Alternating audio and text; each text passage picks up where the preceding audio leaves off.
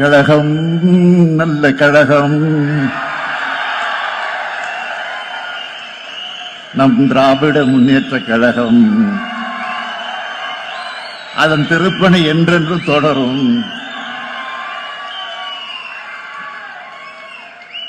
கள்ளக்குடி கொண்டு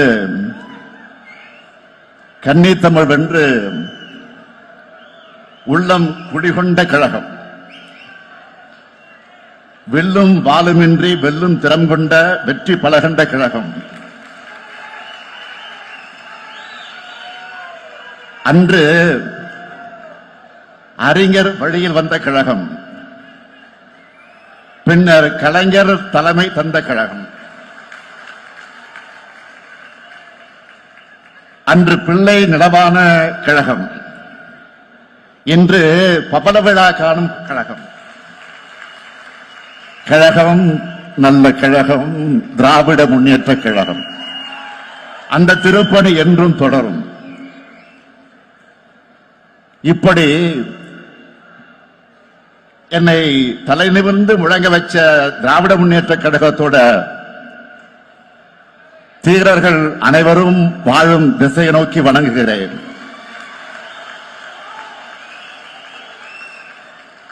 உங்களுடைய வேவையாலும் ரத்தத்தாலும் மூச்சு காற்றாலும் உழைப்பாலும் தான் இத்தனை ஆண்டு காலம் கழகம் தலை நிமிர்ந்து நிற்குது, கம்பீரமா நிற்குது.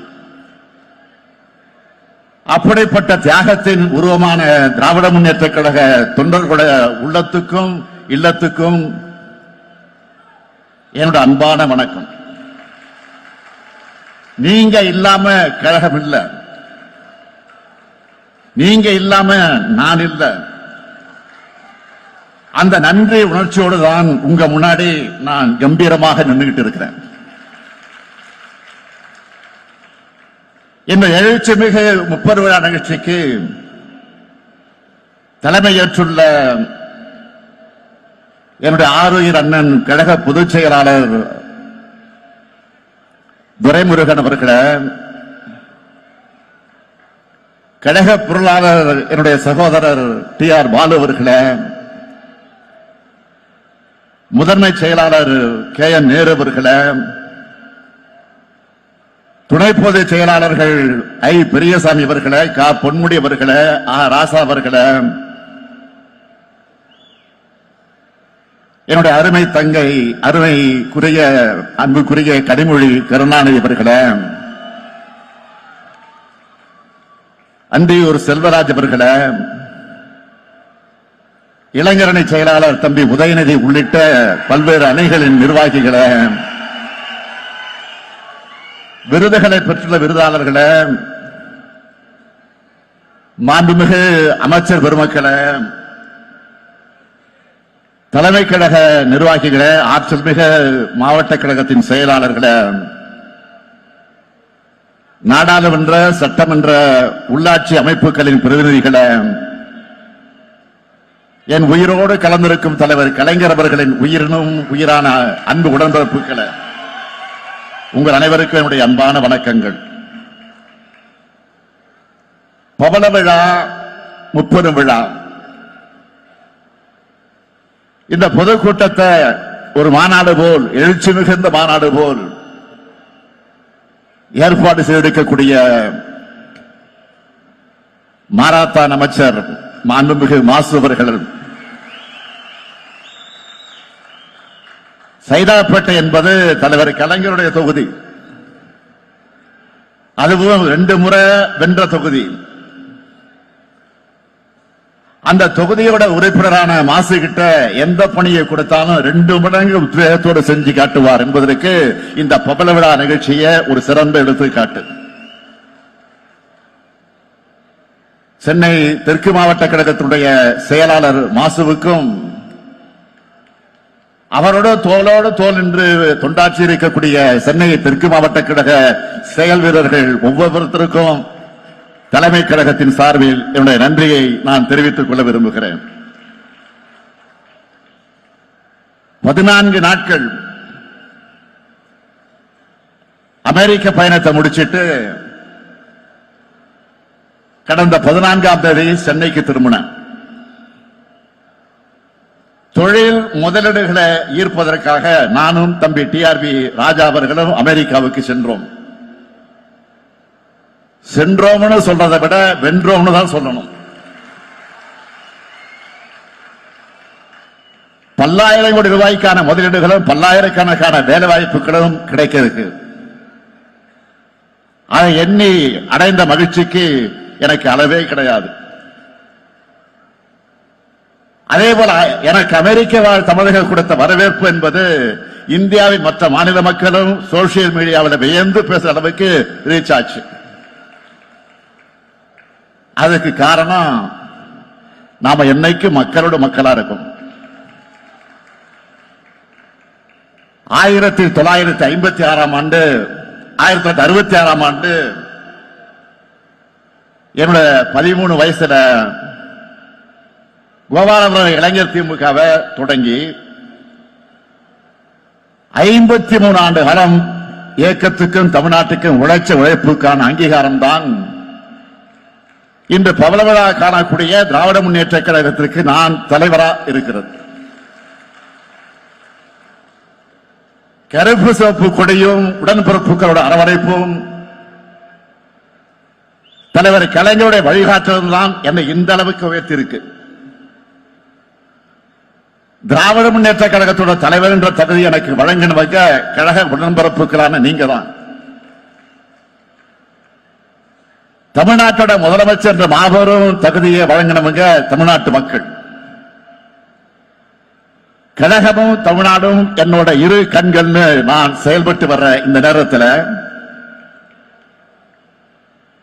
கழகத்தினுடைய பவளவிழாவை கொண்டாடுறது எனக்கு கிடைச்ச பெருமையாக, என்னுடைய வாழ்நாள் கிடைத்திருக்கக்கூடிய பெருமையாக நான் கருதுகிறேன். ஆண்டுதோறும் செப்டம்பர் மாதத்தில் திராவிட மாதமாகவே நாம் கொண்டாடிக்கிட்டு வரோம். பதத்திரி புகழவன் தந்தை பெரியார் பிறந்த நாள், பேரறிஞர் பிறந்தகை அண்ணா பிறந்த நாள், அறிவு இயக்கமாம் திராவிட முன்னேற்ற கழகம் உதயமான நாள் ஆகிய மூன்றையும் இணைச்சு பெருவிழாவாக தலைவர் கலைஞர் அவர்கள் கொண்டாட தொடங்கினார். இந்த விழாவுக்கு மகுடம் வைத்தார் போல கழகத்தோட தீரர்களுக்கு விருதுகளை வழங்கி சிறப்பிப்பார். பவள விழா ஆண்டான இந்த ஆண்டு முதல் என்னுடைய பேரான விருது 6வதாக சேர்க்கப்பட்டிருக்கு. 6வது முறையா கழக ஆட்சியை நான் அமர்த்தின என்பதற்காக இது வழங்கப்பட்டிருக்கான்னு எனக்கு தெரியல. விருதுகள் பெறக்கூடிய ஒவ்வொருத்தருக்கும் என்னுடைய பாராட்டுக்களை தெரிவிக்கிற அதே நேரத்தில் ஒவ்வொருவரும் ஒவ்வொரு வகையில பெருமைக்குரியவர்கள். தந்தை பெரியார் விருத திருமிகு பாப்பம்மாள் பெற்றிருக்கிறார். அவர் உடல்நிலை காரணமாக அவரால் வர முடியல என்றாலும் அவருடைய சார்பில் அவருடைய குடும்பத்தை சார்ந்த ஒருத்தர் அந்த விருதை பெற்றிருக்கிறார். பெரியாருக்கு பெரியார் என்ற பட்டத்தை வழங்கினவங்களே பெண்கள் தான். அந்த வகையில ஒரு பெண் பெறுவது மிக மிக பொருத்தமானது. கழகம் தொடங்கப்பட்ட காலத்திலிருந்து கழகத்தில் தொண்டவா சேர்ந்து கழக நடத்தின எல்லா போராட்டங்களையும் பங்கெடுத்து 108 வயசுலேயே கழகத்துடைய அடையாளமா மட்டுமல்ல ஒட்டுமொத்த தமிழ்நாட்டுடைய அடையாளமாக திருமிகு பாப்பம்மாள் அவர்கள் விளங்குகிறார். அடுத்து பேரறிஞர் அண்ணா பெயரிலான விருதயம் அறந்தாங்கி மிசா ராமநாதன் அவர்கள் பெற்றிருக்கிறார்கள். மாணவர்களை இணைச்சு 1964 கழகத்துக்கான தன்னோட தொண்டை தொடங்கினார் நம்முடைய ராமநாதன் அவர்கள். மொழிப்போர்ல கலந்துகிட்டார். 1976 ஆண்டு மிசா கைதியாக ஓராண்டு காலம் சிறையில் இருந்ததோடு கழகத்தோட எல்லா போராட்டங்களையும் பங்கெடுத்து தியாகத்தோட அடையாளம் தான் நம்முடைய ராமநாதன் அவர்கள். தலைவர் கலைஞர் பெயரிலான விருதை தலைவர் கலைஞர் அவர்களால் ஆழ்வார் என்றும் என்னால் திராவிட ஆழ்வார் என்றும் அழைக்கப்படக்கூடிய நம்முடைய ஜெகத்ரட்சகன் அவர்கள் பெற்றிருக்கிறார்.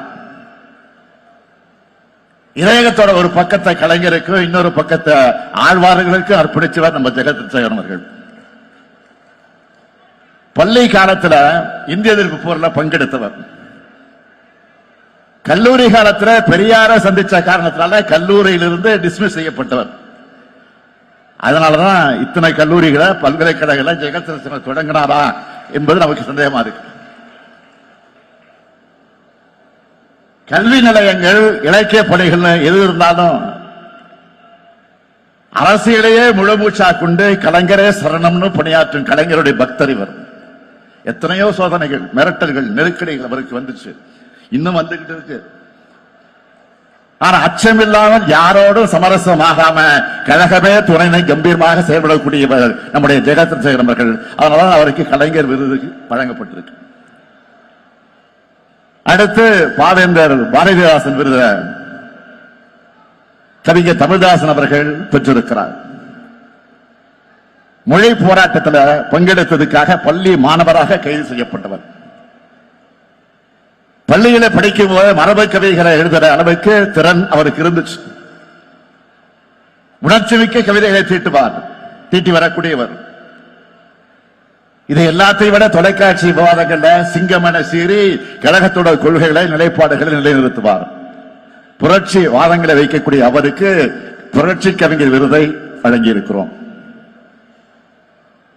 அடுத்து பேராசிரியர் விருதை என்னுடைய இனிய தோழன் வி.பி. ராஜன் பெற்றிருக்கிறார். 1969ஆம் ஆண்டே தன்னுடைய கிராமத்தில் அண்ணா அறிவாலயம் என்ற படிப்பகம் தொடங்கினவர் வி.பி. ராஜன். 1972ஆம் ஆண்டு முதல் கழகத்தில் தீவிரமாக பணியாற்றினவர். 1980களில் நான் இளைஞரணியை வழிநடத்த தொடங்கின காலத்தில் விருதுநகர் மாவட்டத்தில் இளைஞரணி அமைப்பாளராக பொறுப்பேற்றார். மேடைகள் ஏறினா எதிரிகளுக்கு பிபிஏ எகிர வைப்பார். அதனால்தான் தலைவர் கலைஞர் அவர்கள் அவருக்கு புலிக்குட்டின்னு பெயர் வச்சு அழைத்தார். அவருக்கு இனமான பேராசிரியர் விருது வழங்கப்பட்டிருக்கு.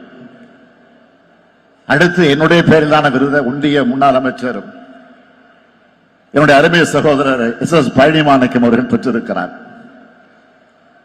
1962ஆம் ஆண்டு தலைவர் கலைஞர் அவர்கள் தஞ்சை தொகுதியில போட்டியிட்டப்போ பள்ளி சிறுவனாக இருந்து உதயசூரனுக்கு வாக்கு கேட்டு அங்கே தேர்தல் பிரச்சாரம் செய்தவர் என்னுடைய அருமை சகோதரர் பழனிமாணிக்கம் அவர்கள். மொழி போராட்டத்தில் ஈடுபட்டவர். மாணவர் திமுகவிலே இணைந்து வேகமாக பணியாற்றியவர். 6 முறை தஞ்சை நாடாளுமன்ற உறுப்பினர், 9 ஆண்டுகள் ஒன்றிய அமைச்சர், பல்வேறு பொறுப்புகள் மூலமா கழகத்துக்கு பெருமை சேர்த்த பழனிமாணிக்கம் அவர்கள் எனது பெயரிலான விருதை பெறுவது எனக்கு பெருமையா இருக்கு. விருது பெற்ற அனைவரையும் தலைமை கழகத்தின் சார்பில், கழக அமைப்புகளின் சார்பில், கழக உடன்பிறப்புகளின் சார்பில் நான் வாழ்த்துகிறேன், வணங்குகிறேன். உங்களை பார்த்து எங்களுக்கே விருது கிடைச்சது போல மகிழ்ச்சி அடைகிறோம். ஆண்டுதோறும் விருதுகள் வழங்குகிறோம் என்றாலும் இது கழகத்தோட புகழ விழா ஆண்டில் வழங்கப்படும் விருது என்பதால இதுக்கு கூடுதல் சிறப்பு இருக்கு. உங்களை போன்றவர்களுடைய உழைப்பால் தான் கழகம் இந்த உன்னதமான இடத்துக்கு வந்திருக்கு. ஒரு இயக்கம் 75 ஆண்டு காலம் நிலைச்சிருக்கிறதும், ஒரு இயக்கம் 75 ஆண்டுகள் கழிச்சும் கம்பீரமாக காட்சியளிக்கிறதும் சாதாரணமான சாதனை இல்லை. இதுக்கு முழு முதல் காரணம் நம்முடைய அமைப்பு முறைதான் என்பதை நான் நெஞ்சு நிமிர்த்தி சொல்லுவேன். 1977ஆம் ஆண்டு சட்டமன்ற தேர்தலில் கழகம் தோற்ற போது இத்தோடு திமுக முடிஞ்சதுன்னு சில ஊடகங்கள் எழுதினாங்க. அப்போ தலைவர் கலைஞர் சொன்னார், கருணாநிதியின் வாழ்வே முடிந்து விட்டாலும் கழகத்தின் வாழ்வு முடியாது என்ற அளவுக்கு வலிமை மிகுந்த வாய்ப்பு. அப்படிப்பட்ட அமைப்பை கொண்டது திராவிட முன்னேற்ற கழகம் சொன்னார். லட்சம் கிளைக்கழகங்களை கொண்டது நம்ம தலைமை கழகம். இன்றைக்கு நாங்கெல்லாம் தலைமை கழகத்தில் கம்பீரமா உட்கார்ந்து இருக்கிறோம்னா அதுக்கு அடித்தளம் இருக்கிறது.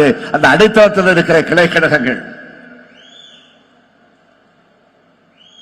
அடைக்கட்டுமானம் ஸ்ட்ராங்கா இருந்தாதான் மேல் கட்டுமானமும் வலிமையாக இருக்கும். அந்த அடித்தளத்தை பேரறிஞர் அண்ணாவும் தலைவர் கலைஞரும் இனமான பேராசிரியரும் இன்னும் எத்தனையோ தலைவர்களும் உருவாக்கி கொடுத்துட்டு போயிருக்காங்க. தலைவர்கள் எத்தனையோ தளபதிகளை போராளிகளை வீரர்களை உருவாக்கி சென்றிருக்காங்க.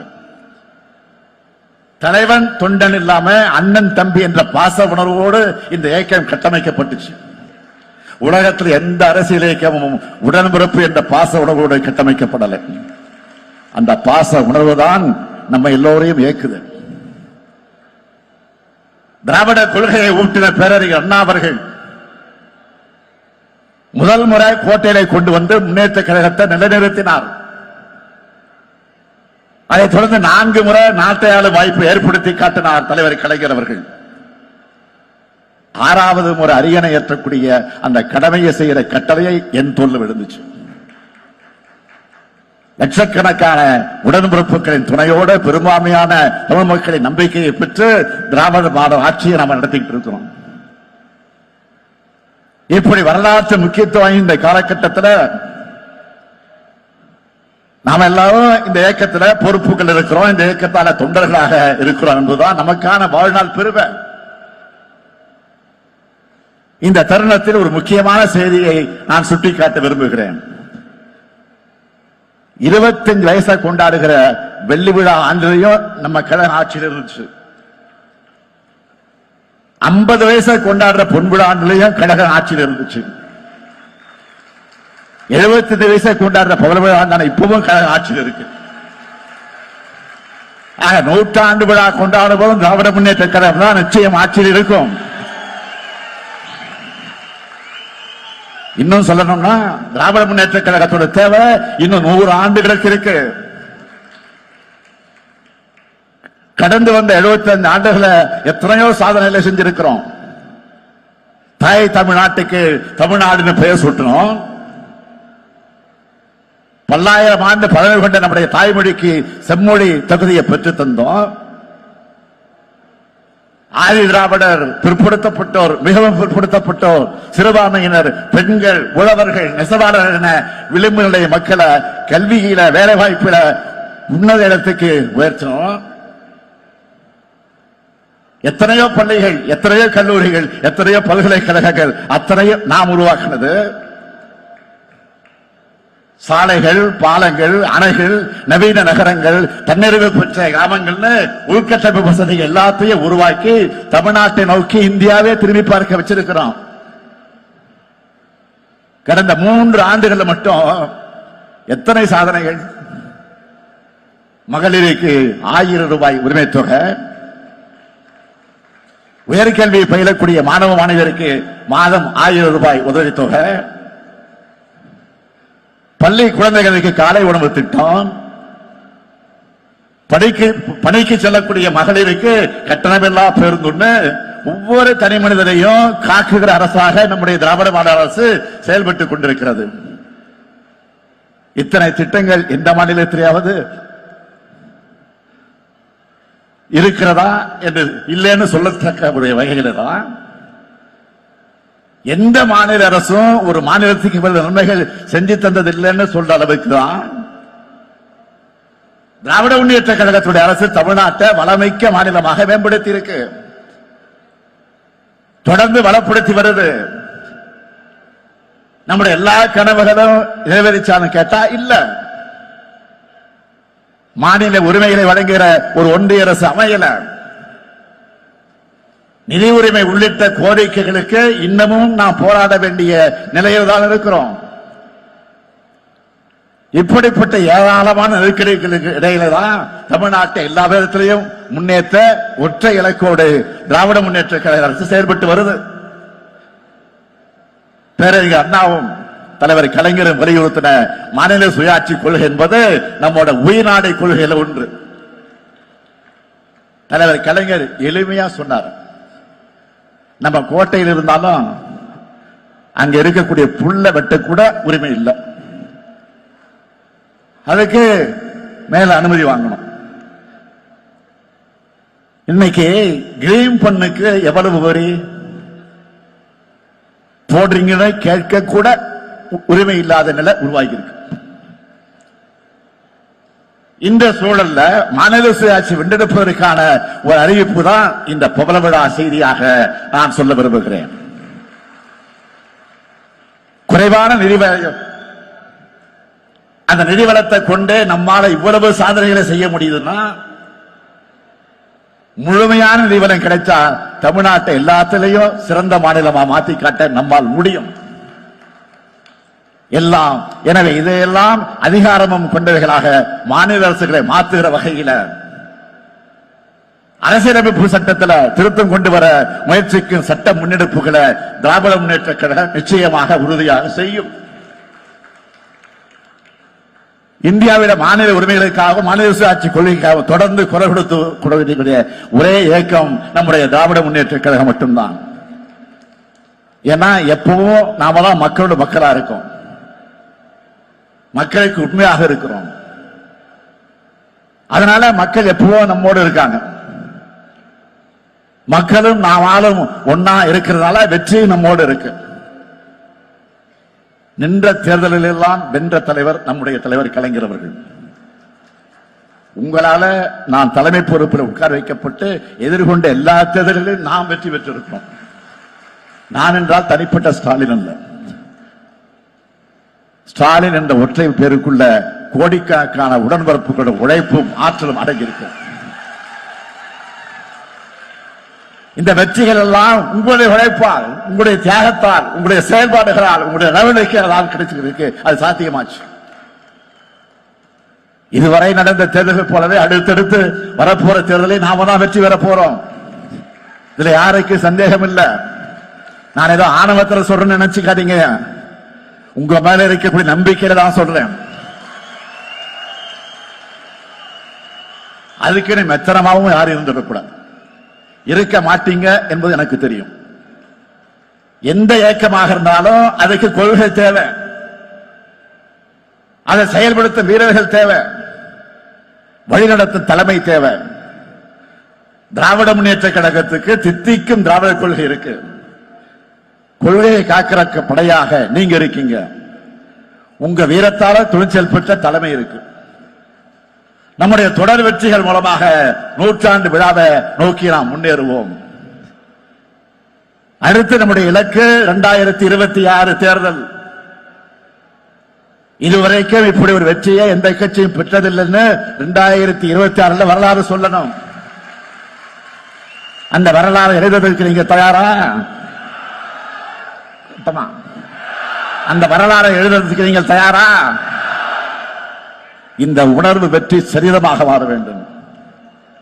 இந்த உணர்வு வெற்றி சரிதமாக மாற வேண்டும் என்கிற அந்த உறுதியை இந்த முப்பெரும் விழாவில் உறுதியேற்போம், உறுதியேற்போம், உறுதியேற்போம். நன்றி, வணக்கம்.